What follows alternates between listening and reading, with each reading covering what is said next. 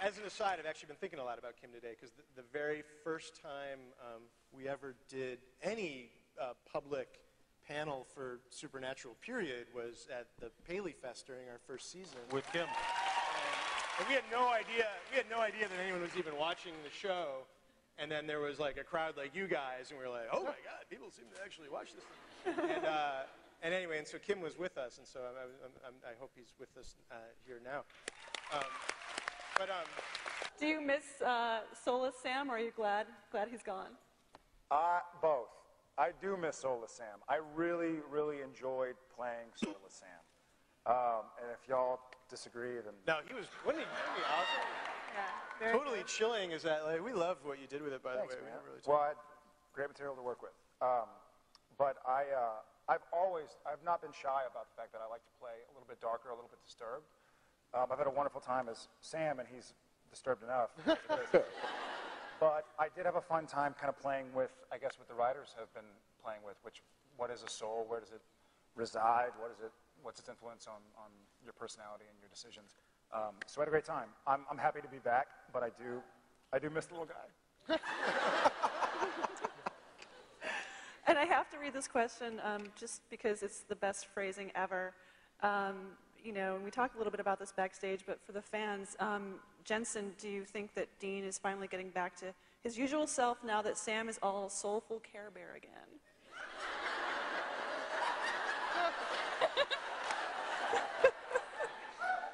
I missed you, Care Bear. Yes, I do, and it was kind of a relief for me, because for the first half of the season, it was difficult, you know, to build a relationship with not only the actor but with a character for 5 years, and then to have that relationship severed, but then still have to work with that person was very difficult for me as an actor too. I mean, and it's a testament to what Jared was doing. I thought he was doing great as Soulless Sam, but he wasn't playing the character that I'm used to working with. So it was really, I struggled with it. In fact, I called down and talked to these guys about it, and I'm like, I'm kind of feeling way out of my comfort zone here, and I don't know what's going on. And I just didn't have those tools to use anymore that I had for the past 5 years. So I was very relieved when I read that episode and he was getting his soul back, because then I could go back to playing Dean the way that I'm normally playing Dean, and it was difficult, but you know, it was a good storyline. Just this past week, Bob Singer was like, hey, you know, I happened to be watching TNT this morning, and the pilot was on. I was like, oh God, that scene where they walked in Impala. And like, for the writing of it, I mean, I'm talking about the writing. I mean, the guys are always nailing it in performance. I mean, really and truly, it's like, there are scenes where you just didn't have time. And for instance, like just to bring that back, because I just thought about it just the other day, like the pilot where they walk to the Impala and Sam and Dean are talking, and they're talking about like nothing that two human beings would ever talk about, but just setting up the franchise of the show. Well, when Dad raised us to be hunters ever since we were 3 years old.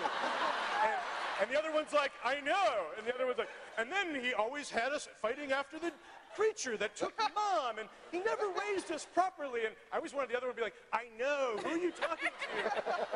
But it's not me, because I know all this information. And so what third party are you giving this exposition to?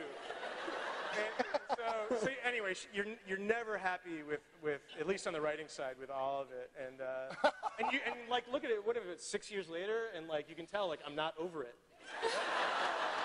So in the first episode that Castiel shows up in, he's trying to communicate with Dean, and in so doing, his voice, his angelic voice, is exploding television sets and breaking windows. And so I, consummate guest star that I am, thought, oh, you know, I'm going to do this really deep, gravelly, kick-ass kind of window-breaking voice. And I may be running into medical problems now. I mean, it has been brutal on my throat. So yeah, regret a little bit.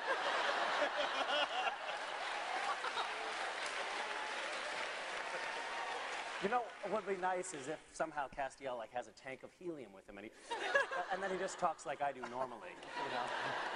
I think you should talk like Some way to justify Castiel it. from French Mistake. Yeah. Hello.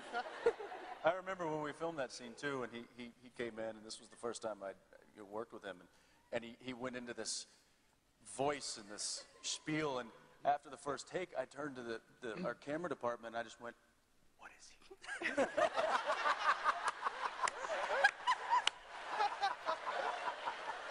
I was like, "Did he audition?"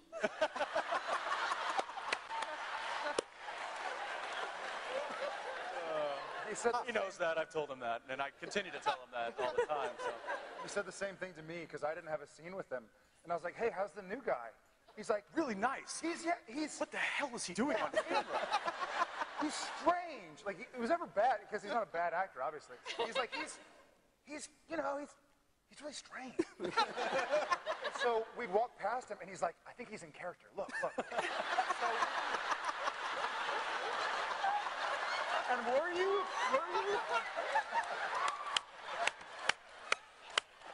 Because I remember specifically one moment, he was sitting in the back of a grip truck eating something. Must have been yogurt or granola or something. But we walked past, and Jensen kind of gives me this, because we're going from like stage 3 to our trailers, and he's like, "There he is." We kind of looked, and we both sort of did like... Look, there's the freak. And I was like, but Misha has a very pensive look about him if he's just relaxing.